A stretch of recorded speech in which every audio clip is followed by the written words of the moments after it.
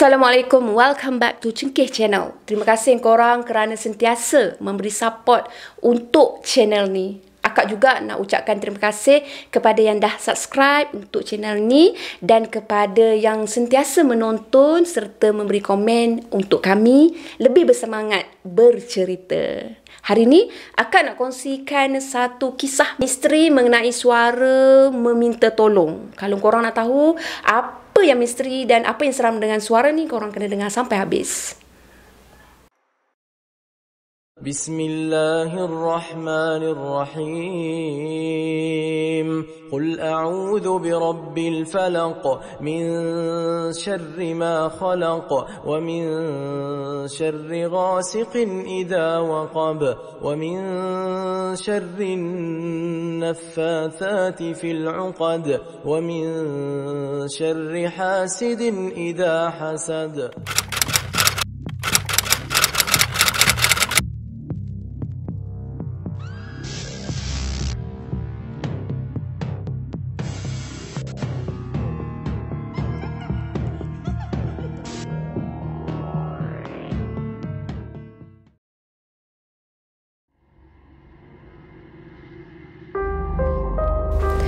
Kisahnya bermula di era tahun 90-an, di mana pada masa tu sepasang suami isteri yang mempunyai 4 orang anak-anak mereka masih kecil tau.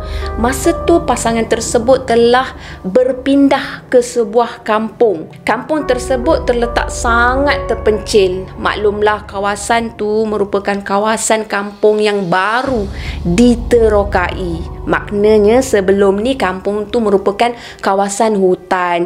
Jadi pasangan ni dia telah membeli tanah dekat situ, di mana tanah tersebut telah dibina satu rumah pondok kecil je lah.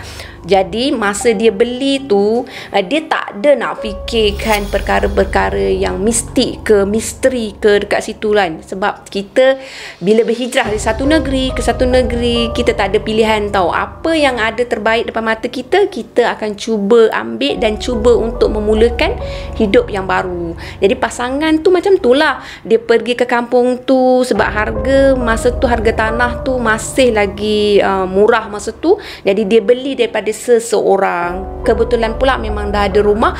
So, pasangan tu pun stay lah bersama anak-anak dia dekat rumah tersebut. Rumah memang rumah pondok, memang tak ada elektrik korang, memang rumah orang susah. Jadi, bila stay kat situ, pekerjaan pasangan tersebut cuma bercucuk tanam dan niagakan sendiri hasil tanaman mereka. Jadi, masa mereka duduk pada awalnya di rumah tersebut, mereka tak diganggu dengan apa-apa gangguan pun, alhamdulillah. Tapi bila beberapa bulan mereka tinggal dekat kawasan tersebut, mereka mula didatangi dengan bunyi yang agak menyeramkan, di mana isteri kepada pasangan tersebut yang dikenali sebagai Kak Pah, bukan nama sebenar. Kak Pah kebiasaannya akan bangun sebelum azan subuh untuk menyiapkan sarapan, bekalan untuk mereka bawa pergi ke kebun. Sebab kawasan rumah pasangan ni, dia tak ada tanah yang orang kata yang elok je untuk bercucuk tanam. Maksudnya belakang rumah mereka ni tanah agak menurun. Lepas tu tanah dekat kawasan rendah tu dipenuhi dengan paya yang cetek tau. Paya tu dia cetek-cetek, dia ada daratan, lepas tu dia ada air-air paya sikit. Macam tu lah. Tak sesuai lah untuk mereka jadikan sebagai tempat berkebun pada awalnya. Jadi mereka buat keputusan untuk bercucuk tanam di kebun yang lain, di kebun yang agak jauh daripada kawasan rumah mereka. Jadi macam biasa rutin Kak Pah ni, dia akan bangun sebelum subuh untuk buat sarapan pagi, bekalan semua untuk mereka bawa pergi ke kebun yang akak sebut tu. Kak Pah ni nak buat bekalan bukannya pakai dapur gas tau. Kak Pah orang susah. Dia hidupkan dapur dia pun pakai ranting-ranting kayu yang orang kata dikutip, kemudian disimpan yang kering. Lepas tu orang kata dapur. Maksudnya dapur kayu bukan dapur gas, bukan dapur arang tau. Kalau arang ni dah terletak arang, tapi ini kayu yang dikumpul. Korang bayangkanlah keadaan situasi masa tu memang sangat susah.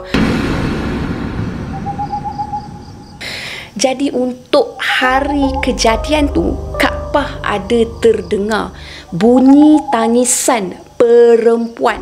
Bunyi yang sangat mendayu-dayu meminta tolong. Tolong,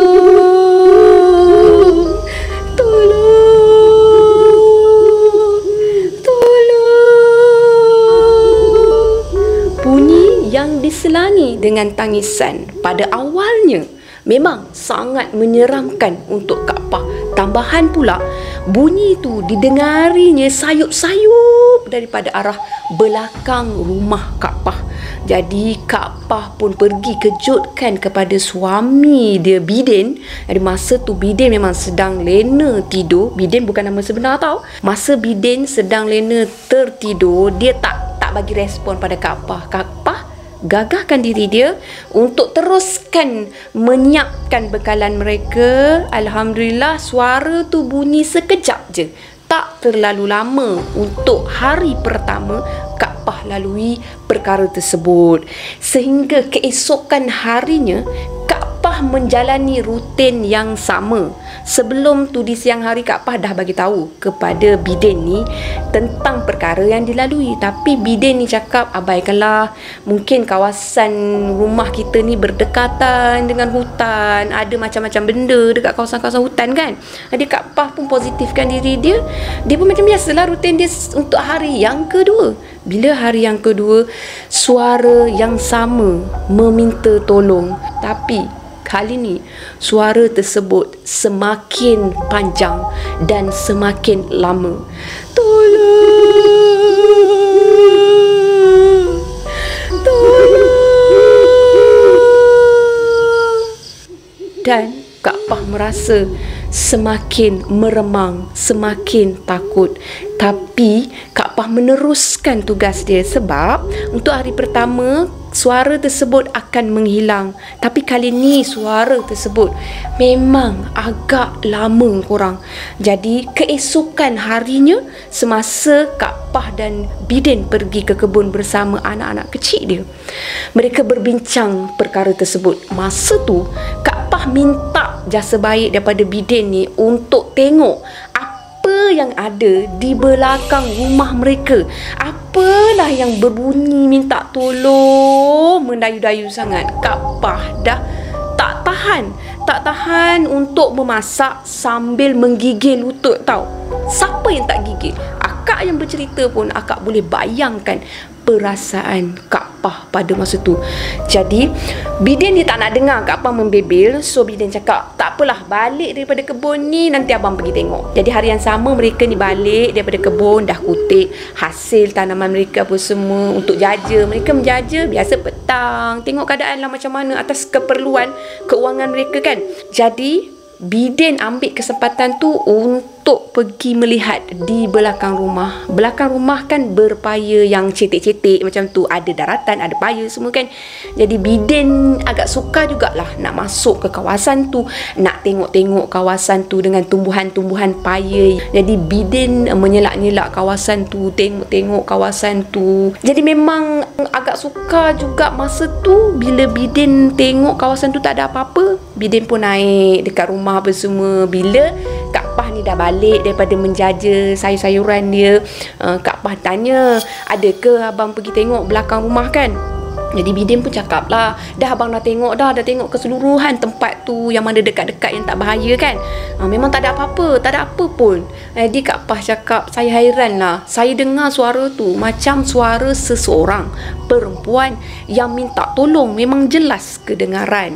Jadi tak apalah, Bidin cakap, abang dah tengok kawasan tu, memang tak ada apa-apa. Nantilah abang pergi jumpa dengan Tok Ketua kampung tu, abang tanyakan, kok lah orang lama kat sini, Tok Ketua tu tahu selok-belok kawasan situ kan.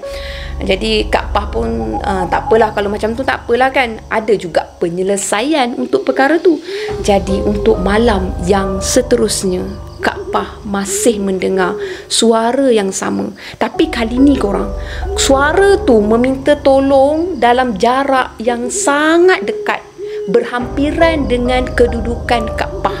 Korang bayangkan, satu susuk tubuh perempuan sedang menangis di belakang rumah kawasan dapur semasa Kak Pah sedang menyediakan bekalan. Suara tangisan tu memang sangat jelas. Tangisan kali ni memang tangisan yang seolah-olah macam seseorang yang menangis sepenuh hati. Kak Pah melepaskan senduk dia. Masa tu kebetulan dia sedang menggorengkan. Dia lepaskan senduk dia, kemudian dia berlari kepada suami dia, Bidin. Dia terduduk dekat senduk dia. Jadi bila Kak Pah ni pergi menerpa ke arah Bidin, kejutkan Bidin. Kali ni Kak Pah tak kira. Kak Pah nak kejutkan Bidin sampai Bidin tu bangun juga walaupun pun. Kak Pah pun menarik-narik lah kain pelekat Bidin ni, menonyoh-nonyoh lah pada bahagian badan Bidin ni. Abang bangun bang, tolong saya bang, bangunlah bang. Sementara tu bila Bidin bangun, suara tu menghilang tau. Tak ada. Suara tu dah tak ada. Kelibat yang Kak Pah nampak berdirinya seorang perempuan dah tak ada. Kali ni Kak Pah tekad, abang kena teman saya masak dekat dapur, walau apa pun sampai azan subuh. Tak kira walau apa pun. Jadi Bidin pun terlena lah dekat dapur sambil-sambil Kak Pah meneruskan memasak. Bila keesokan harinya, Kak Pah mendesak lagi kepada suami dia, Bidin, untuk tengok lagi kawasan tanah tersebut. Sebab kelibat yang dia nampak tu memang menghilang betul-betul dekat bahagian tanah tu. Jadi Bidin cakap macam ni lah, abang dah tengok kawasan tanah tu memang sangat sesuai dijadikan kawasan untuk kita bercucuk tanam. Kita tak payah nak pergi ke tanah orang jauh-jauh. Apa kata kalau abang sambil-sambil bersihkan tanah tu, sambil-sambil abang tunaikanlah permintaan awak ni untuk tengok apa ada kat belakang. Jadi Kak Pah ni bersetuju, suka sangatlah dia nak bersihkan kawasan semak samun tu kan. Jadi keesokan harinya Bidin tak pergi ke kebun. Bidin awal pagi lagi memang pergi tebas-tebas kat kawasan tanah tu. Bidin berkata dalam hati dia, memang kawasan tu sesuai dijadikan tempat bercucuk tanam, sebab ada kawasan daratan yang dia boleh ratakan, penuhi pada kawasan yang berpaya sikit-sikit tu apa semua. Jadi hari ke hari Bidin usahakan tanah tu. Pelik kan, suara tu tak ada tau. Suara tu menghilang macam tu. Lepas tu Bidin cakap, mungkin inilah petunjuknya kita untuk kita usahakan tanah tu, mempermudahkan perjalanan kita untuk bercucuk tanam dekat situ. Pada awalnya Kak Pah berfikiran positif. Kak Pah cakaplah pada Bidin, mungkin juga bang, mungkin ni bantuan untuk kita. Jadi satu pagi tu, bila Kak Pah nak memasak macam biasa rutin dia apa semua, Kak Pah mendengar suara tangisan tersebut sekali lagi. Suara tersebut datang dari jauh sangat. Sayup di balik kesunyian pagi. Sebab kampung tu kalau waktu pagi memang betul-betul sunyi, sehinggalah bunyi azan, barulah ada bunyi ayam kokok dan sebagainya. Jadi Kak Pah keesokannya bagi tahu kepada Bidin perkara yang sama. Bidin cakap pada Kak Pah, abang dah buat, abang dah bersihkan tanah tu, abang dah buat dah apa yang Pah nak sangat, tapi abang tak jumpa apa-apa. Abang dah jumpa ke dengan ketua kampung? Jadi Bidin cakap, dah, abang dah tanya dengan ketua kampung. Tok ketua memang tak boleh nak bagi jawapan. Tak tahu suara apa tu, memang tak tahu. Sebab tak ada gambaran pun dekat kampung tu pernah berlaku apa-apa ke, orang hilang ke, culik ke, apa ke, kematian lah. Kita ibaratkan macam tu lah, seolah-olah macam suara meminta tolong tu suara orang yang dah mati macam tu kan. Jadi Bidin cakap macam ni lah, kita perbanyakkan bacaan ayat suci Al-Quran dalam rumah ni, kita solat berjemaah, kita buat je apa yang kita mampu, dan kita tawakal je lah apa yang nak berlaku kan. Dan kemudian untuk keesokan harinya lagi, suara tersebut datang bukan di waktu sebelum subuh korang, tapi kali ni suara yang menangis-nangis tu datang di waktu malam. Pada masa tu kan tak ada elektrik, jadi mereka selalunya akan tidur sekurang-kurangnya paling lewat sebelum pukul 10. Pukul 9 memang dah terlena. Jadi lebih kurang anggaran tak tahu pukul berapa, pukul 10 ke atas macam tu, suara perempuan yang menangis tu, menangis betul-betul dekat sebelah bilik tidur mereka tau. Jadi masa tu Bidin sendiri boleh dengar suara tersebut. Masa itulah Bidin pula yang kejutkan Kak Pah ni untuk bagi tahu yang didengar suara tu. Dia terkejut, Pah bangun, Pah bangun, Pah bangun. Jadi Kak Pah mamai, bang belum lagi bang, sebelum subuh ni bang, saya penat ni kan. Jadi Bidin cakap, Pah dengar tak bunyi suara apa? Jadi Kak Pah pun terbangun. Dia tak terkejut tau, sebab suara tu dia dah dengar berulang-ulang kali. Dia dah jadi macam lali. Dia tak terkejut. Jadi Bidin je yang terkejut masa tu. Pah dengar, Pah seramnya lah, Pah suara menjerit ni, Pah. Keadaan menjadi sangat-sangat cemas dan menyeramkan masa tu. Berdiri, bulu tengkuk mereka, bulu roma mereka, apa yang mampu mereka buat masa tu adalah menyebut nama Allah. Allahu Akbar, Astaghfirullahalazim. Mereka membaca ayat-ayat yang terlintas dalam fikiran mereka, cuba untuk saling menenangkan antara satu sama lain. Masa Bidin mendengar suara perempuan minta tolong tu, Bidin dalam masa yang sama kan, suara tu dekat dengan bilik mereka kan. Jadi Bidin ni dia dengar, memang dengar jelas dinding rumah mereka ditampar-tampar tau. Bukan ketuk-tuk tak, bukan. Ditampar seolah-olah macam seseorang datang nak minta tolong macam tu. Macam seseorang yang dalam keadaan kecemasan macam tu kan. Bidin gagahkan diri juga untuk buka sikit tingkap rumah dia. Tingkap daun tau, tingkap papan, daun. Dia cuba buka sikit je, nak tengok apa yang minta tolong dengan dia kat situ, yang mendayu sangat kat situ, suara yang seram tu. Jadi dia nampak masa tu dari atas kan, sebab rumah dia tinggi. Rumah yang bukan mencecah tanah tau. Rumah yang kena naik anak tangga, lepas tu jumpa rumah, jadi tinggi. Jadi dari atas tu dia nampak dekat tingkap tu kelibat macam badan perempuan. Badan perempuan tu yang berdiri betul-betul dekat tingkap rumah dia. Lepas tu Bidin pun dia tak tutup tingkap rumah tu, dia takut kantoi bunyi tingkap rumah tu. Jadi Bidin tu terduduk juga dekat situ. Sementara Kak Pah ni memang dah baca Bismillahirrahmanirrahim, baca ni apa semua nak tenangkan diri mereka.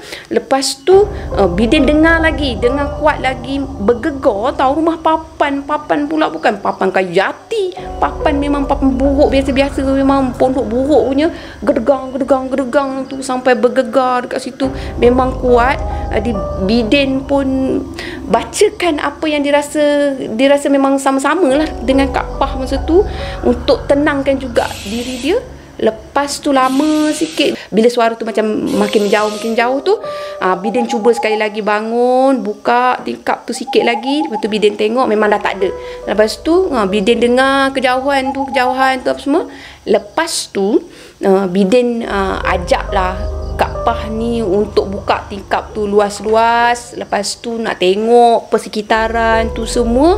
Keadaan masa tu tengah malam kan, memang sunyi sepi, memang tak ada apa-apa pun.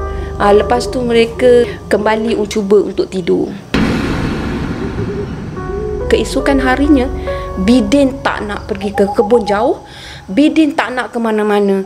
Bidin nak turun ke tempat tersebut. Bidin nak cangkul-cangkul kawasan tu.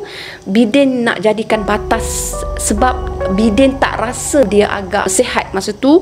Dia rasa macam nak demam-demam, dedor-dedor macam tu. Tapi bukan demam tau, dia macam suhu badan tak menentu macam tu tau. Sebab itulah first time Bidin dengar perkara tersebut tau.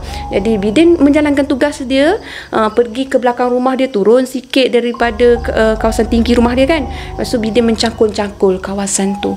Korang bayangkan katakanlah Bidin dalam keadaan kurang sihat tapi masih struggle untuk teruskan dengan pencarian dia nak cari rezeki, masa Bidin mencangkul-cangkul kawasan dekat situ, Bidin telah tercangkul ke atas sesuatu yang boleh dikatakan keras tak keras, tapi sesuatu tu melekat pada mata cangkul Bidin. Bidin angkat mata cangkul dia nampak ada satu tulang berwarna putih, tahu, tulang yang dah tak ada dilengkapi dengan daging-daging, memang tulang semata-mata berwarna putih. Sangkaan Bidin itu tulang binatang di kawasan tersebut. Maklumlah kawasan hutan berpaya apa semua kan.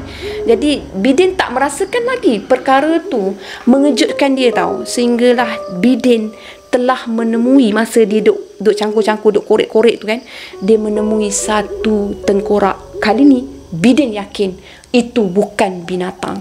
Menggigil kaki Bidin, tercampak cangkul dia. Kemudian Bidin tak cakap banyak, terus berlari menaiki tanah tinggi tu, pergi ke rumah dia. Kemudian Bidin terduduk di dalam rumah. Masa tu Kak Pah dia sedang berehat. Jadi Kak Pah terkejut tengok situasi Bidin masa tu terpa masuk dalam rumah, terduduk dekat dalam ruang tamu yang kecil tu lah. Waktu Bidin dah ketok-ketok. Lepas tu Kak Pah tanya, abang cerita dekat saya, abang nampak apa? Abang nampak apa sebenarnya? Jadi Bidin tak tercerita lagi apa yang dia nampak. Dia masih lagi memegang antara tangan dia. Dia masih cuba kuatkan diri dia. Kemudian dia bagi tahu kepada Kak Pah bahawasanya dia dah jumpa rangka manusia di belakang rumah dia. Jadi keadaan menjadi sangat cemas masa tu. Kak Pah tak nak pergi tengok benda tu, tahu. Dia tak nak pergi tengok. Kak Pah, dia ada time dia dah rasa macam dia lebih matang daripada Bidin, sebab mungkin dia dah banyak kali lalui dengar suara-suara tu. Jadi dia terfikir, patutlah ada suara perempuan minta tolong kan. Macam ni lah bang, jom saya pakai tudung bang, saya pakai tudung, kita pergi ke rumah Tok Ketua, kita maklumkan perkara ni pada Tok Ketua. Masa tu mereka tak mengganggu fikiran anak-anak mereka. Akak tak cakap, anak-anak mereka tak dengar pun bunyi suara-suara tu. Kejadian tu anak-anak mereka tak alert, sebab anak-anak yang masih kecil, ditambah pula budak-budak masih kecil, dia tahu nak main je kan masa tu. So mereka memang tak dipengaruhi dengan keadaan tersebut. Alhamdulillah, syukur. Jadi bila dah sampai ke rumah Tok Ketua pun terkejut. Kampung tu jadi tergempar seketika apabila ada tulang manusia dijumpai kat situ. Jadi mereka buat laporan polis. Macam biasa kita tahu kan apa tindakan selanjutnya berlaku. Polis datang, ambil semua tulang-tulang tu semua, korek semua-semua kat situ. Lepas tu polis bawa lah pergi jalankan tugas dia apa semua. Sementara nak tunggu siasatan apa yang berlaku sebenarnya. Memang pada masa tu Bidin dengan isteri dia tak turun tahu ke belakang rumah, sebab mereka agak trauma sebenarnya. Kalau kita pun mungkin kita agak trauma. Ambil masa yang agak lama juga mereka tak pergi ke kawasan tersebut, sehinggalah Tok Ketua memberi semangat pada mereka. Lepas tu jiran-jiran pun bagi semangat pada mereka. So jiran-jiran bagi semangat, cakap pergi je, kerjakan je tanah tu. Sampai bila nak biarkan tanah tu naik semak balik semula, berpaya balik semula, apa semua, bagi semangat semua kan. Lepas tu Bidin dengan Kak Pah ni kuatkan semangat dia. Dia usahakan juga tanah kat situ. Alhamdulillah, selepas daripada rangka manusia tu ditemui dan diambil, dah tak ada dah gangguan daripada bunyi tangisan, bunyi jeritan minta tolong tu. Kak tahu setakat tu je, sebab tak dimaklumkan sebenarnya rangka tu milik siapa, rangka perempuan ke lelaki ke, akak memang tak tahu. Tapi yang Kak tahu, selepas tu memang dah tak ada gangguan-gangguan bunyi macam tu. Alhamdulillah, sehingga hari ni pasangan suami isteri tu masih stay dekat rumah tu, dekat tanah tu, dan sekarang rumah mereka dah besar. Syukur Alhamdulillah. Setakat tu saja perkongsian yang Kak terima kepada kali ini. Baik korang, terima kasih kerana mendengar. Assalamualaikum. Jangan lupa subscribe. Bye.